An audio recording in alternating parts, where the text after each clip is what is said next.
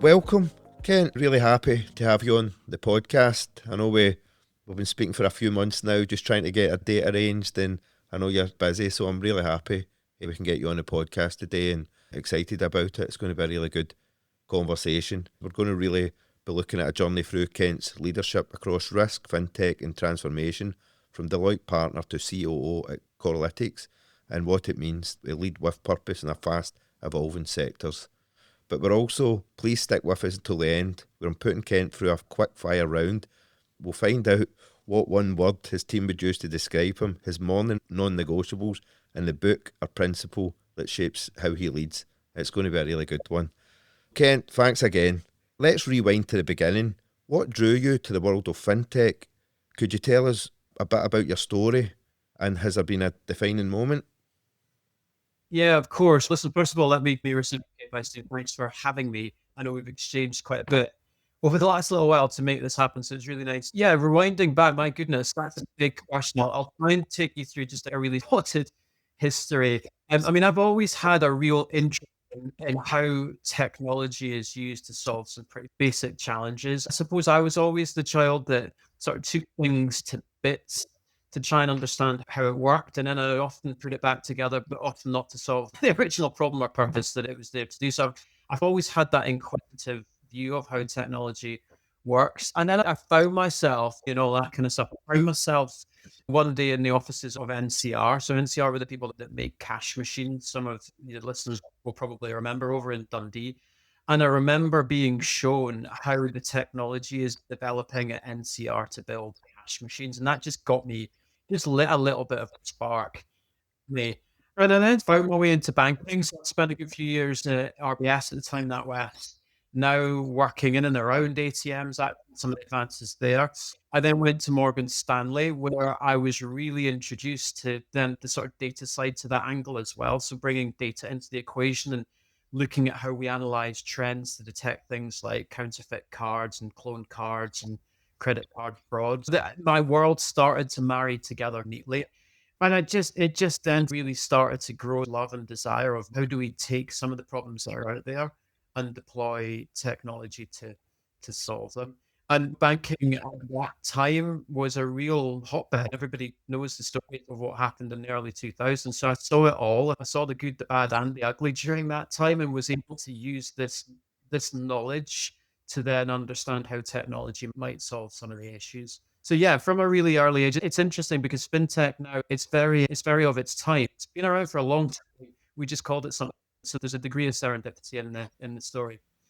No, brilliant. Thanks very much. Because you have had an extraordinary journey from an analyst roles to becoming a Deloitte partner and now CEO at Corlytics.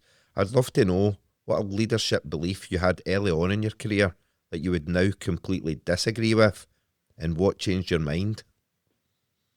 Yeah, it's a great question.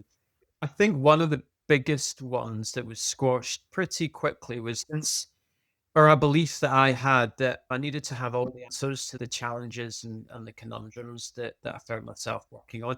I was schooled in quite a traditional way. Go away, do your homework, come out with the answer, and let's all hope the answer is correct. It's not true. You don't need to sit there with all the answers. And quite frankly, it's dangerous when you don't democratize that process. All of the big decisions that I've made, all of the challenges that I've worked through, all of the innovations that I've been part of pioneering has been through a real sort of brain trust of individuals and people who all bring something really quite unique and complete to that table. So I think that was the thing that seeing the power and really what can be achieved by when you democratize the path to finding the answers that you find. So yeah, that would probably be the biggest one for me, Michael. No, definitely. I like asking that question because I quite often look back and like the kind of person I was maybe when I first started my business and got into even recruitment back in probably around about 2003 to 4, then over the next 5 years and 5 years and 5 years, and it's totally different for myself. It's night and day at times when I really look at it.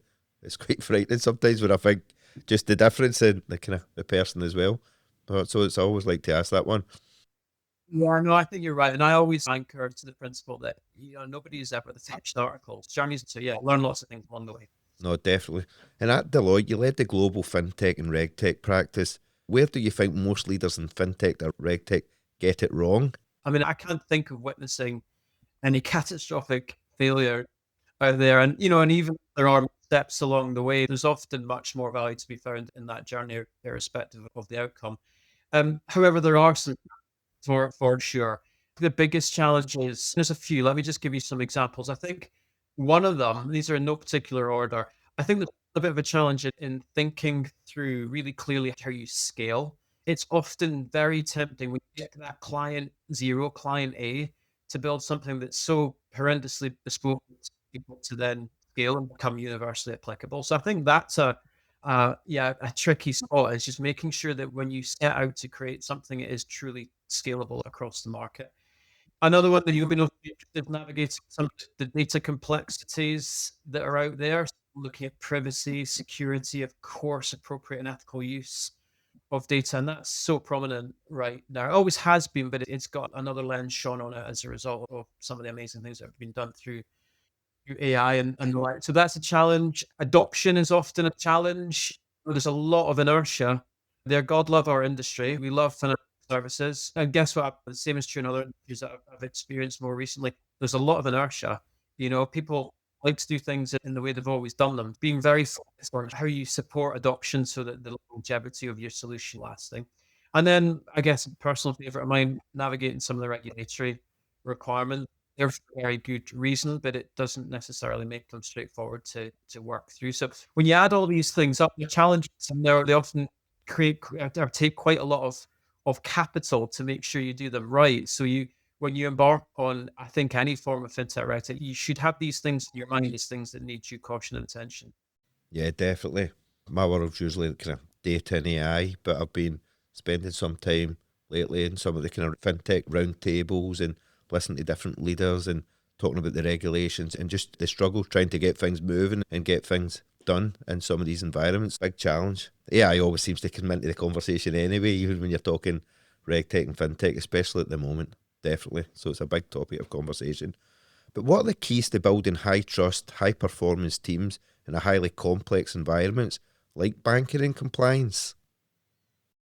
Yeah, it's another great question. And you hinted there to the answer for me, actually. To me, it really is about trust. There are two things: trust and building confidence in each other and across the team. Listen, the way I think about this is a very simple equation.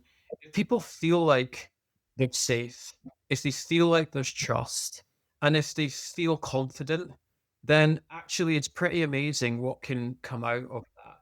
Very few people come to work to do a bad job. So as leaders, I think building trust, confidence, and that environment where there's psychological safety is really important. That has been, I think that sort of penny dropped with me quite early on. You get these three things right: trust, confidence, safety, then you can move mountains, quite frankly. So yeah, those would probably be my sort of short thoughts on that question. Ah, brilliant. Really good. And you've navigated change in both the startup world and corporate environments. What's the hardest call you've had to make that you knew would be unpopular, but necessary at the time? There's been a few. There have definitely been a few. My goodness, but I always actually with the right outcome. I think if I go back, Yeah, I'll maybe share you two with you. I'll go back a bit and then I'll come to the new term. So remember, and this would be, my goodness, 2010, 11, 12, maybe. I was working for Lloyd's Banking Group. We were doing what's called the Verdi project. The Verdi yeah. project Remember was that? TSB. So it was extracting a portfolio to then relaunch as the TSB bank. So that was known as Verdi. So my job was to build a large part of the risk and compliance business and also the fraud and underwriting business. And I remember being faced with a big decision. We had in one part of the country, I think it was around 80 people who, as a result of this, were potentially facing redundancy. And I was faced with this question of, can we retrain those 80, 70 or 80 individuals to do an entirely different job to the job they're doing right now? But if we can, we won't need to make them redundant and so on and so forth. Now, this was against the backdrop of, I think I had 3 months to do it. It needed regulatory approval. There was not least the hearts and minds journey that these people needed to go on. But I remember thinking, let me just put myself in their shoes. Let me just think of how they're going to feel about this. And I've pretty much made a decision that we were going to do it. We were going to do it, and we'll overcome all the hurdles we need. And it was insane because over the I think 3 months, we were basically in rooms together for hours on end, making sure that we got the right outcome for them. So we did it, and it was great, and it was all fine. Hard decision, really difficult decision, but so. And then I think a more recent one was the decision to exit the RegHub business Yeah. from and for me, the overriding objective, and this was the sort of the hallmark of all of these types of decisions. The overriding objective was to make sure that the decision made was the best for the business, the best for the people, the best for the clients, and the best for the acquiring side of that equation. So making sure 4 parties, all super, super important, get the right outcome. So it's complicated, very time bound, great result. And my goodness, what a great result given where we find ourselves now. But it's complicated and difficult and hard to do. And quite often you see the outcome of big decisions like that, and everyone kind of goes, wow, the outcomes are cool, but there's big decisions to make along the way and consideration. But you kind of always know in your heart what the right thing to do is. You're going to follow that compass. Definitely. I suppose a lot of that comes with experience as well. A lot of sleepless nights and probably a lot of making the wrong decisions over a course of a number of years, and before you can and taking that risk and having the leadership to make that call. I think sometimes hard decisions are focused on what not to do. I've been asked over my career with lots of different directions that we might take projects or initiatives. And it's really easy just to say yes to everything. Sometimes it's hard to say no. So, yeah, that's also a consideration. And it's having good people around you as well. We're maybe having a sounding board like mentors or different leaders within organisations, and people even Yeah, out with your organisation. You could maybe have some calls with to help guide you as well. No, exactly. no, definitely. Was there ever a point in your leadership where you thought, I don't know how to get through this? And just could you walk us through a moment like this? I've certainly had a lot myself. I could talk about quite a few, definitely. Yeah, for sure. Yes. Was there ever a point? Well, I don't know. It's all the time, very often. And when you're doing cool stuff, or I think cool stuff, you often think about the cool stuff, but then there's a point where you go, hang on a minute, how are we actually going to execute this? I think you've touched on it before, having that network of people. I've heard it as the brain trust, which is a concept that came out of what Steve Jobs did when he set up Pixar with a team there. So I always go back to this. If you've got the right individuals, if you've got that brain trust around you that have the 3 things I talked about earlier, confidence, trust, and psychological safety, then you can get through the vast majority of big problems. In fact, I don't think I've ever come across a problem I haven't been able to get through. You've got to have bites at it. Sometimes it's into the evening, sometimes there's some wild and wacky scenarios that get put on the table, but actually it's all part of solving or getting over some of the points where you think, I'm not sure how I'm going to get through this. I remember reading a book when I was at university. I read a book called The Lonely Leader, and that concept is massively or ought to be out of date. Cracking big problems is a team sport. I can't say I've ever felt truly lonely in trying to wrestle big decisions. So I know I've got this brain trust in one form or another around me. Yeah, definitely. No, but obviously, podcast is not about myself, but I could go into quite a few situations over the years running my business and trying to kind of build it and grow it and just different. But a lot of these kind of positions I've been in and situations I've been in, like just turning that corner and once that turner's been, once I've kind of get past that, it's really kind of pushed the business forward as well. Yeah, definitely. And I think knowing you're not alone in those situations as well, I think I've noticed a few times just with myself, maybe even probably over the past couple of years, it's been a strange time in the world of recruitment. But like as soon as you start reaching out to maybe one or two people maybe in your industry or maybe running businesses or teams, and you find out that there's a lot of people in the same situation, which always tends to help as well, which is good. And I was just thinking back there when you were talking about the Verde project. That was when I first started MBN again. My first ever placement into data was actually with Lloyd's Banking Group in Bristol in 2006. And I placed an insight analyst and I really just fell into data from them. I started MBN in 2007 and I managed to get back on the Lloyd's account. But I must have placed hundreds of people at Lloyd's over the years. It was a fantastic account for us. It was back in the days with Back in the days was when there wasn't so much red tape, you didn't need to go through. You just had good relationships with hiring managers, and it was brilliant. And the Verde project, we were placing people weekly in that Verde project across technology, data. It was brilliant. That brought back a few good memories. It was a great time, and it was one of the maybe one of the very few times when I was afforded the luxury of being able to peel back all the layers of a banking infrastructure and learn about it in a bid to then restack it and see it formed in the TSB infrastructure. It was really taught me a lot, taught me a huge amount about technically how a bank actually works, and then it taught me a huge amount about chasing major transformation and delivering on major transformation. No, definitely. No, that's good. So now at Corlytics, you're at the intersection of tech and regulation.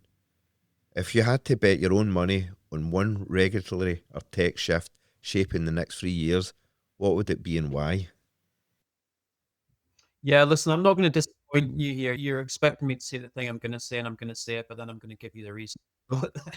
For yeah, sure, for sure. Now everybody says that, right? But let me qualify that with some pretty big things and how I think about it. So, for me, artificial intelligence in its variety of different forms and its subsequent forms that will come along in the future, there are three big things that will disrupt, I think, the marketplace. And so, number one, I think the onset of agentic frameworks, generative AI, next wave meta cognition based AI is going to absolutely reframe software as a service. I think and this is my humble opinion, but I think the idea of embedding full stack capabilities and platforms and so forth, I think that will start to be overtaken by the next wave of agentic frameworks and networks of agents that guide users rather than necessarily navigating workflow in a software as a service. So I think number one, AI will have a fundamental impact on the SaaS business and sets of businesses within it operate and perform. Number two, and I was reading some stuff recently that came out of the US on AI's ability to adopt metacognition, so this ability to think about what we're thinking about, and then put that over the context of a data business. The whole definition of how intelligence is commercialized, I think, is going to fundamentally shift. So those that are not on that journey are going to get left behind, in, again, humble opinion. And then I think the third, that AI will fundamentally change some of the capabilities that will be required in the future. Again, my humble opinion, we will call more for people who have an acute understanding and affinity with human science and the application of sort of social science. That to me will become the new skill set demand, where data, coding, testing, so on and so forth will, I guess, to some respect, become commoditized. It's probably not an answer you want to hear, Michael. Oh, no, Again, definitely. I'm up to a date. lot, I'm, following it all. a lot, yeah, a lot of that will, I think, become possibly the domain of the smart frameworks and regions. And then as we think about deploying them, it will be all about how do we put human skills and social sciences in the mix. So there you go. It is Yeah, AI. That's the decision, but hopefully those are three yeah. credible reasons that No, I give me a think bit of so. I think so.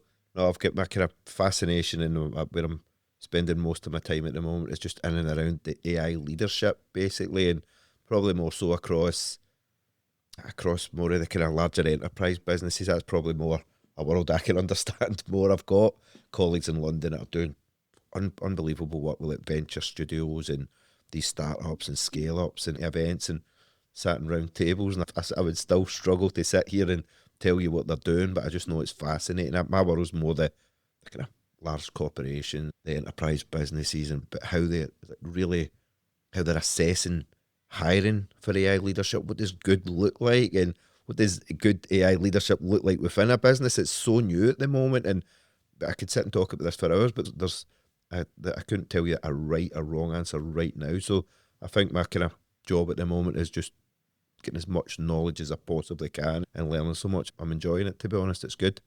And that's great. and we had an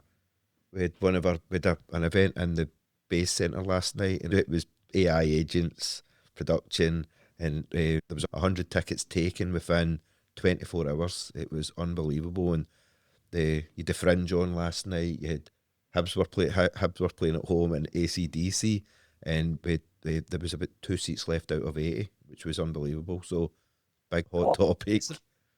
Yeah, it's one of the. I think it's one of the best times to be in the tail end of the .com boom. And it kind of reminds me a little bit of that. There's a lot of energy and excitement and oxygen around. But yeah, time will tell, and I'm excited to be part.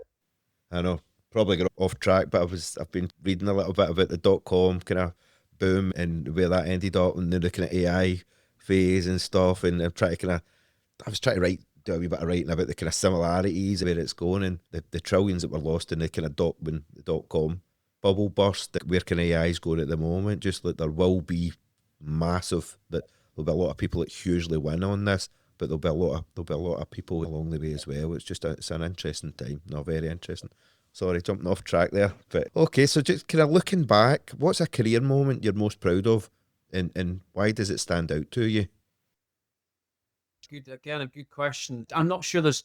Hang on, let me a couple of things. So I think broadly, the thing I'm most proud of is people over the years that I've had the pleasure to work with. I've worked with some amazing. There's a roll call here that's as long as my arm of people that have done amazing things, and it's just been a real pleasure and joy to work alongside them. And I'm pretty certain I've grabbed a learning from every single one. The delivery and the outcomes are good, but what matters, I think, the most is going through these experiences and things together.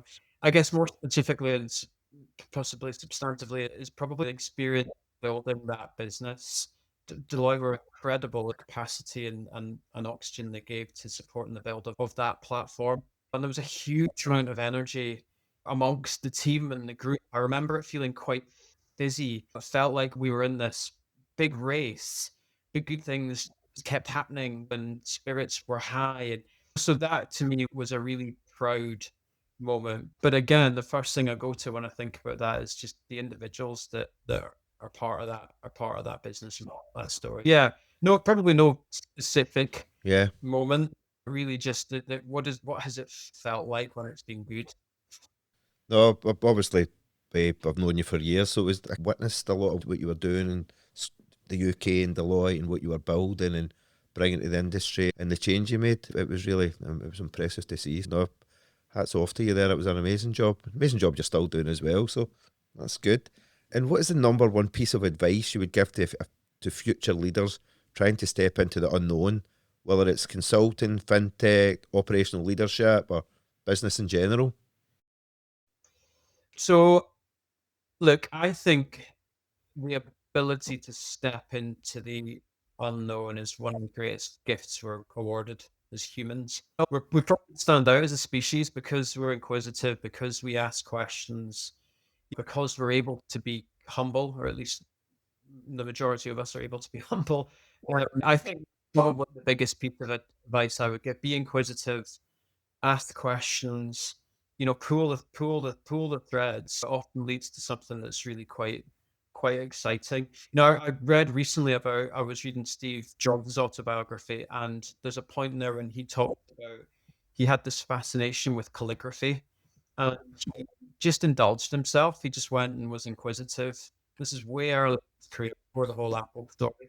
And as he explored the world of calligraphy, he fell in love with perfection and design and art. And that then led on to his philosophy and ethos when he created Apple. And obviously the rest is history. So to me, it was just a really good reminder that if and when you're inquisitive, your path can meander, and it's all the kind of broader fabric of the end result. So yeah, that would be my advice: be inquisitive, ask questions.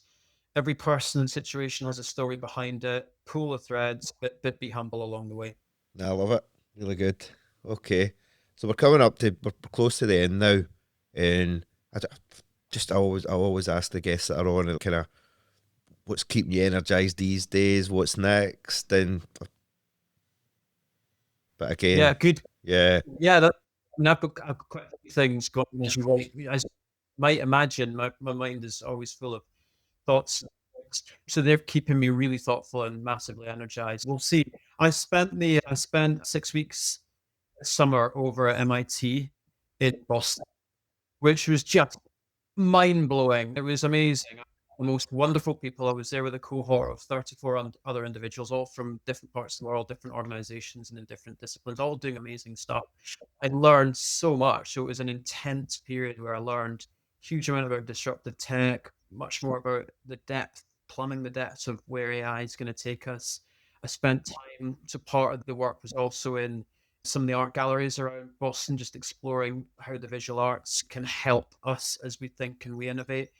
It was just mind blowing. And, I also fell in love with the US again. Yeah, is that right? And this entire in Boston. So that, again, if there wasn't already or wind beneath my wings to do other things, that just added another level of attitude for me. So yeah, lots of horizons to be excited about. Brilliant. Amazing experience. I'll need to catch up with you at some point and you can tell me more about in more detail about that, but it sounds amazing. Brilliant. Coming to the end, just a quick fire round. One word your team would use to describe you. Oh my goodness, I'm probably better at the longer end than the short one. So one word, helpful. Okay. Your morning non-negotiables. I'm a creature for sure, Yeah. for sure. So I tend to train, I fitness train 3 mornings a week. I do 6 till 7, and then I come home, I make lunches, I make porridge, I make cups of tea. That routine is definitely one of atomic habits, non-negotiable. And then I guess the other one is pancakes on a Saturday morning. That's definitely non-negotiable too, for the mental health. Right? No, I love it. Love it. And a book, quote, or principle that shaped how you lead. Okay. So I think a quote would probably be, so Marcus Aurelius is one of the great Stoics, and many years ago wrote a book about that. And he has a phrase in there, amor fati, Latin, or love your fate. And that really helps to remind me that wherever life is taking you, then just fall in love with it, behold. And then a book I read recently, I just finished a book by an author called Richard Flanagan. He's got a series, I think, on BBC One at the moment. That's not the book I read. The book I read was a book Question 7. I saw him at the book festival. That's a really important and timely book, just sort of stitching together some really important historical stories with of his own life experiences. So yeah, Richard Flanagan, Question 7. Look it up. And love your fate. Love that. Actually, really do. I'll remember that one. I think I'll actually write that one down. Brilliant. Kent, that's all. Really appreciate you taking the time to do this, and thanks for everything. Your friendship over the years as well. We've kind of worked on different projects and always kept in touch from afar, but it's been great to watch your journey, and I can't wait to see where you take it and wherever that may be. And thanks again. So appreciate it. Thank you. Thanks for listening to A Class Act. If you've enjoyed the episode, make sure to follow the show so you never miss a conversation. And if you're building a data team or making a key leadership hire, reach out to us at MBN Solution using the link in the show notes.